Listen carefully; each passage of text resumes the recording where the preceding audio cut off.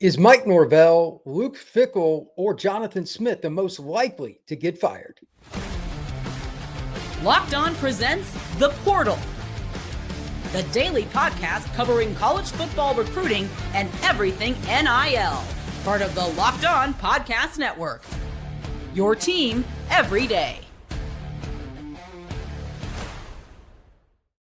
Back into the Portal Podcast, where you get your daily recruiting, NIL, and transfer portal scoop. And it is silly season, so that means we have college coaching news just about every day as well. I'm going to get my takes on multiple players and multiple coaches throughout this podcast. And thank you very much to FanDuel, today's sponsor. Right now, new customers can bet $5 and get $300 in bonus bets if you win that first $5 bet. Just join over at FanDuel.com. We're going to be talking about the latest transfer portal, recruiting, decommitments, all the things that go on in conjunction with the coaching carousel. But that is where we start. My question for today is very, very simple. Which one is the most likely if you're going to go with any of these three? And again, pick your order. Luke Fickell at Wisconsin, Jonathan Smith at Michigan State, and Mike Norvell at Florida State. They're all on the hot seat. But depending on who you believe, none of them are going to get fired. Why is that? Well, I'm going to break that down, and I'm going to break it down very, very simply for you. What's the one word in society that runs our society, whether we really like it or not? Money. Norvell's contract, north of $50 million. Luke Fickell's contract isn't massive, it's somewhere around 20, but I'm hearing that Badger faithful, at least in the administration, don't have the stomach for getting rid of it. And then there's Jonathan Smith. It's north of $30 million for the head coach of the Spartans. This is not a good situation for any of those schools, but it's not probably a situation that's going to get a whole lot better. Do you really think that any of them are going to turn it around to the level that the fans will accept? Meaning next year, they're 9-3 or better at all those schools. Will any of those schools go into that level? I'd really be shocked if it was Wisconsin, but Michigan State has a 6-game losing streak. Florida State, they started off hot. They won their first 3, but then they just couldn't win. They finally get a win this past week against Wake Forest, but is that fool's gold? We'll probably know more about the Noles because they got to go to Death Valley and play Clemson, but this is year 6 for Norvell. He is who he is. Money, money, money. But to that end, I'm going to give you my rankings for which guys that I think are most likely to get fired out of that group in order, and here we go. Number 1, I still think it's Jonathan Smith because they have a few big boosters at Michigan State, and I even wore my green shirt today in honor of Michigan State, but I don't know if that's going to happen. I just recently spoke with Matt Sheehan, who runs Locked On Spartans. We did a crossover that'll be up later today here on the Locked On Podcast Network and the Portal Podcast. He's not very hopeful. He is not very hopeful. Excuse me. That's a lot of cash. But they've lost 6 in a row. And I gave a stat today when I was talking about Michigan State. 3 interceptions for the entire season for that defense. When I think of Michigan State defense, they were always sticky in the secondary. And they don't have to be what they were 10, 15 years ago, but 3 interceptions in 9 games. And offensively, their quarterback play has just been a roller coaster. Aiden Childs got benched. Well, Smith's a quarterback by trade. That's what he played when he was at Oregon State. And he was a good quarterback too. But they haven't gotten any better there. They're getting bludgeoned by teams. Like they were embarrassed by UCLA, a team that had already fired their coach on their home field. Money. We're going to come back to Michigan State and talk about Nick Marsh and a few other guys here in just a little bit. But remember, again, north of $30 million to get rid of Jonathan Smith. Now let's talk about Norvell. He's my number 2. It's north of 50. And if you count Gus Malzahn and Tony White, the 2 coordinators, it's north of 60. It's a lot of money. But there's also year 6 as a factor. Jonathan Smith is nowhere near that as an example. And it's Florida State. But there's the other side. Stadium renovations, trying to get out of the ACC lawsuit. All of that is money. I keep getting this message that Florida State doesn't have that super booster that's willing to really dive into it. Everybody's got somebody that's a millionaire or billionaire, whatever it is. But do they want to give their money to football causes? Maybe, maybe not. Right now, apparently, Florida State is not in that boat. Is it possible that it could happen? Sure. But Norvell, especially again, if they win in Death Valley, it's going to be more difficult. And maybe they turn that money that they do have, whatever it is, towards NIL. Again, we're going to get into that in a second. Because in my opinion, for all three of these schools, if there isn't change, you're going to see some guys jump off the roster. Finally, Wisconsin. This one is baffling to me. It's the lowest buyout of the three. And it's a program that is so bad, I don't think they're going to win another game. It's possible, but I don't think they're going to win another game. Yet there is no appetite, from what I've heard from my guy Ryan Herrings, who runs Locked On Badgers. Shout out to Ryan. He does a great job on that show. Go check out Locked On Badgers. By all means, it is a fantastic show.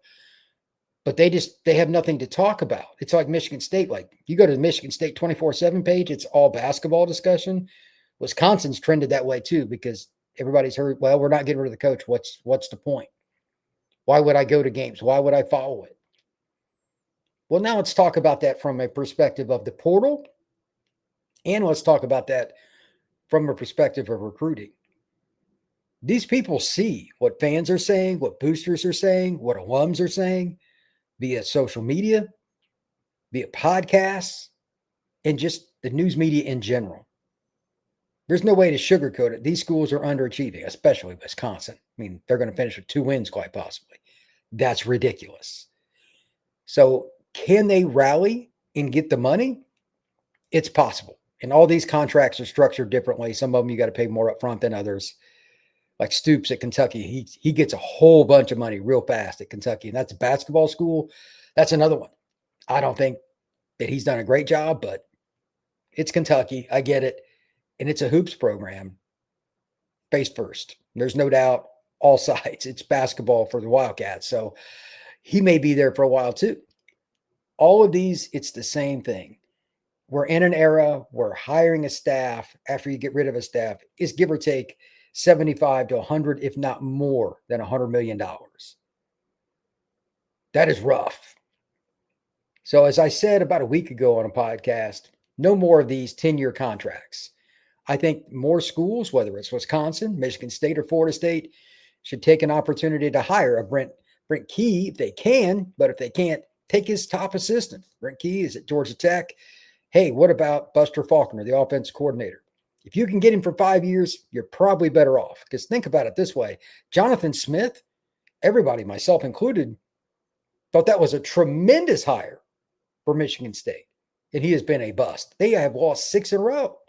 Florida State, they had that 23 season, but they relied too much on the portal. They haven't recruited well enough out of the high school ranks. Last year, they go 2-10. That's never going to get it done at any school, let alone Florida State. Then Wisconsin, it looks like 2-10 for them this year. They're not recruiting at a very good clip. They don't want to spend. Part of this isn't the staff. This isn't Fickell's part of the equation, but they don't want to spend the NIL necessary to win big. So not all of it is on him, but the offense is so anemic, it's hard to watch. And I understand they've had some quarterback issues.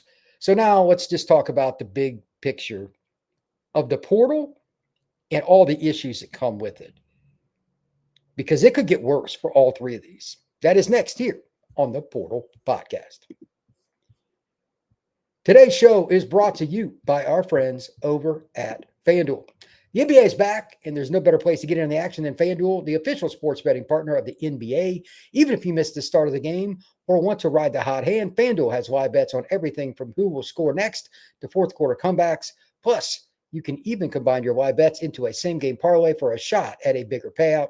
It keeps every game exciting, especially when your team's making a late push. Right now, FanDuel is giving new customers $300 in bonus bets when your first $5 bet wins. So head to FanDuel.com to sign up and play your game with FanDuel, the official sports betting partner of the NBA. Thank you once again for making the Portal Podcast a part of your day each and every day right here on the Locked On Podcast Network. Truly appreciate you stopping in. Please become an everydayer. Like and subscribe and share this podcast. So what do I think is going to happen with all three of Wisconsin, Michigan State, and Florida State? I think they're going to have problems this offseason. A little note as it relates to the portal, and I keep saying this on every pod. I want everybody to remember this or at least learn about it if they haven't already seen this or heard about this. There's going to be one portal window this year, January 2nd through January 16th. This is where it gets convoluted, though. They've changed the rule. I know you're shocked by this. The NCAA changed something. If a coach is fired when the new coach at that institution is brought in, you get a 15-day window after that new head coach is brought in for the portal. So you don't know who's going to leave. And if you do it later on, like if you did it, let's say you decide to make a decision after a bowl game or you make a decision in January for whatever reason, you wouldn't have the portal window. So that, like, again, you need to get it done sooner rather than later, not only to get your candidate in, but you need to know who's gone so the next coach doesn't walk into a disaster in year one. That's important. Plus, as an added point here, December 3rd is National Signing Day, a mere 4 days after the final games on the 29th of November, all those rivalry games and all that stuff. And it's championship week for like SEC, Big Ten, and all that stuff. Yeah. It's 4 days after the season's over and 3 days before championship weekend. So recruiting is crazy. But if you don't get it done, it's even worse. So there is no good time to fire a coach. Let's be clear. For none of these schools. It does not exist for any school in any circumstance. However, I still think that Wisconsin's in the worst situation because the aesthetics of how it looks right now on the field, they can't score. I mean, they went a couple of games in a row, correct me if I'm wrong, without even scoring a point. That's hard to do. Secondarily, it's just not fun football. No defense wants to be out there on the field all day. So I expect to see, they've got some good defensive players. Do you think some of those guys are going to hit the portal? I do. And I don't blame them. Why would I not think that is probably the better question. Imagine being a Wisconsin defensive player. I mean, they've had some moments. They were pretty good this year. Against Michigan, etc. They've had some moments. Do you want to put up with that? But that state and the funding for NIL there is not great, and they don't have a lot of depth. I could see this being a very bad year if they keep Fickell in the offseason. It's not about the quantity they might lose. It's about the quality. The handful of guys up front defensively that they would need, that's A. And B, also just as important, it's position specific. D linemen are at a premium anyway in the portal. They're going to have some guys that get some phone calls. I can guarantee you. And they're going to lose a few guys, graduation stuff too. That's part of it. Who's going to want to jump on board? So I think Wisconsin's going to take another hit this offseason. Let's talk about Michigan State. Nick Marsh. He is a stud wide receiver. Aiden Childs hasn't gotten it done as a quarterback. Somebody might come after him, though, and try to fix him if he wants to leave. They benched him. But Nick Marsh at wide receiver, yeah, that's a guy. That's an NFL player. He's going to have offers galore. People trying to buy him off the Michigan State roster. They've lost 6 in a row. Do we really think they're going to win another game? Maybe. Maybe not. It's not that they haven't seen a good amount of NIL at that program. It's pretty good at MSU. It really is. But you have to support your program not only with NIL, but with coaches that you believe in. They just benched the quarterback. The defense is a sieve. They've only got 3 interceptions. This is going to be tough. Just like with Wisconsin, I'm not worried about the number as much as I am the quality. So Marsh is one thing, but any of the young linemen, like they're struggling up front, they can't afford to lose any. It's going to be a very big year for a bunch of teams to try to get offensive linemen. That's a problem. And then their D-line doesn't get much pressure anyway. It could get worse at Michigan State. Even if they win 3 games, they could be worse next season. Imagine them without Marsh. This is a tough situation. If their boosters don't come up with the money to get rid of him, it could make it really hard for the next coach after Smith gets fired next year, because it could just completely fall apart. Finally, Florida State. And this one's a little closer to me because I cover Florida State, Locked On Seminoles. I don't know what it's going to take for the boosters to get behind it, but they've got a couple guys that have decommitted, a couple guys that have jumped on board. I'm speculating that they're thinking about just going the route that, ironically, their rival Florida did last year. Instead of firing Napier, they dumped money into NIL for recruiting. Okay, that's one way to do it. But how far did Florida get with that? And I get it. It's over $50 million for Norvell. Don't get me wrong. That's a lot of cash. And again, with the coordinators, it's just over 60, unless there's something I don't know about how the buyouts work. That's a lot of money. But do you really think it's going to get better? Florida's going through a coaching change. Miami's already bettering you. Their roster is considerably better than Florida State's. Those are the two schools you're going to be measured against more than anybody else. If he comes back next year, what's the apathy going to be? And how much are teams going to hammer, and I do mean hammer you, in recruiting, because he is just being strung along? They've actually done a decent job this year with recruiting. Let's see if they can finish, considering the circumstance. It's possible. But selling Florida State, while it's pretty easy, it's a lot easier when you're not losing. They're 4-4 right now, and they got some interesting games coming up. This weekend, they play at Clemson. They got the home game against Virginia Tech. That's to finish out the home slate. And then they got to go to NC State on a Friday night, and then they play at the Gators on November 29th to close out the 2025 season. If Florida State doesn't win at least 3 of those, and I'll be surprised, because every time I think they're turning the corner, they don't. So, and right now I'm picking them to beat Clemson. I'll probably be dead wrong. Who knows? But the bottom line, they're going to get hammered. And this team, they've already seen some signs with how they acted against Stanford and the game against Stanford. I mean, it was so bad. The players getting into it, coaches, etc. Are they going to be able to get everybody on board, or is there going to be another portal exodus? It could be really difficult.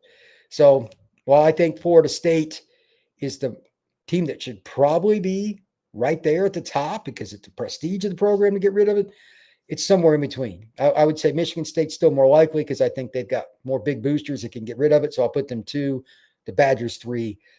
But this is a problem, and we'll see. I think there's going to be some problems for FSU's offseason. You're going to see a lot of good players hit the portal because I don't think they'll finish strong enough. They're going to disappoint me and Florida State fans in general and end up probably somewhere around the 5-7 mark, and that's just not good enough at FSU. So we'll see. When I come back, we're going to talk a little bit about the latest commits, decommits, some transfer portal in general. That is next here on the Portal Podcast.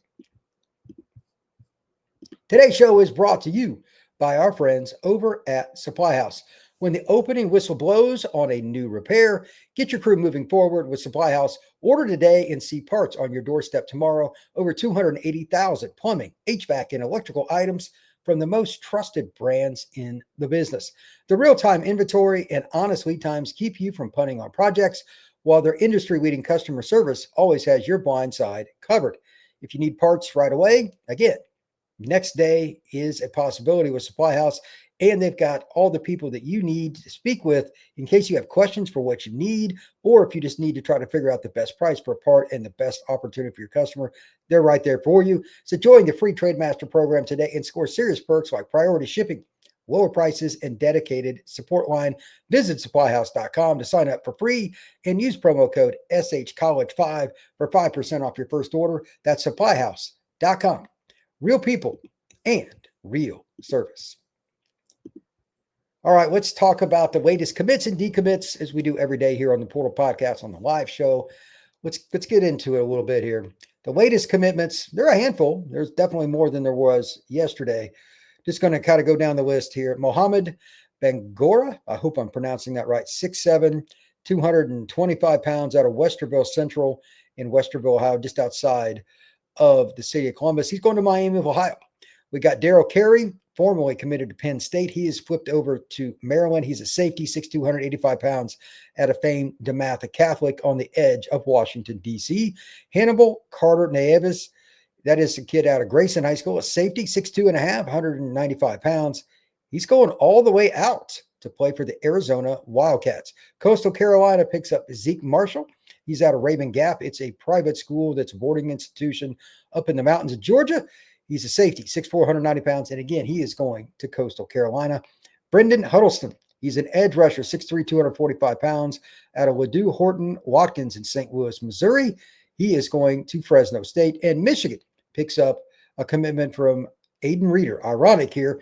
He is a former commitment for the Wisconsin Badgers. He's at St. X, one of the best programs in the Cincinnati area. Linebacker, 6'3", 210. And again, he is going to play for the Michigan Wolverines. Speaking of decommitments, just in general, a few to talk about. What we got here? Tieson Iwakwo, edge rusher, 6'2", 220 pounds. He's decommitted from Texas Tech. He's out of Eastview High School in Georgetown, Texas. He's backed off the Red Raiders. Florida State and Tico Crittenden, allegedly mutual parting of the ways, if you will.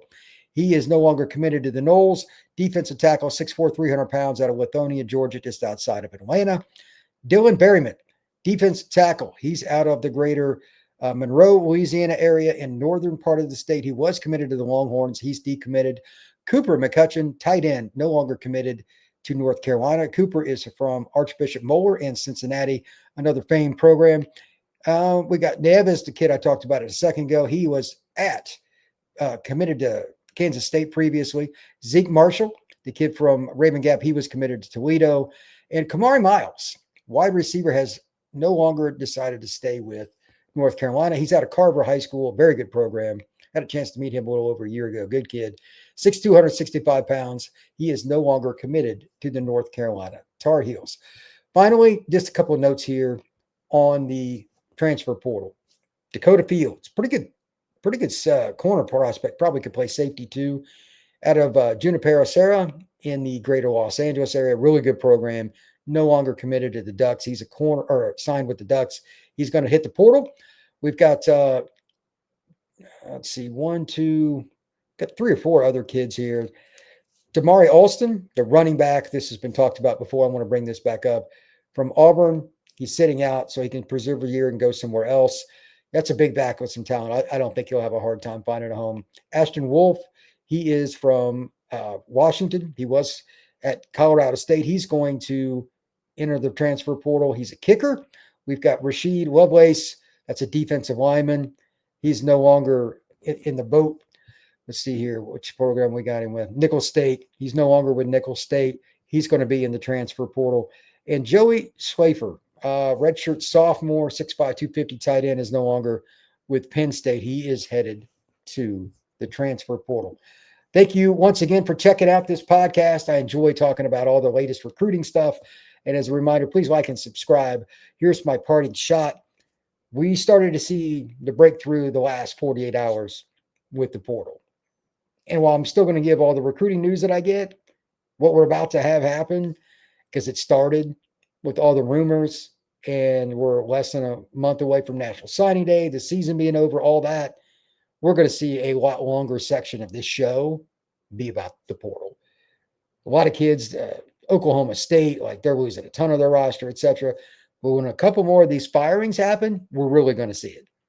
And then once we get into the month of December, it's going to go up even more. Remember, January 2nd through the 16th is the official dates when they can go in, but they can announce whenever they want. And we're going to cover it all the way through right here on the Portal Podcast. We will see you again soon here on the Portal Podcast. Take care.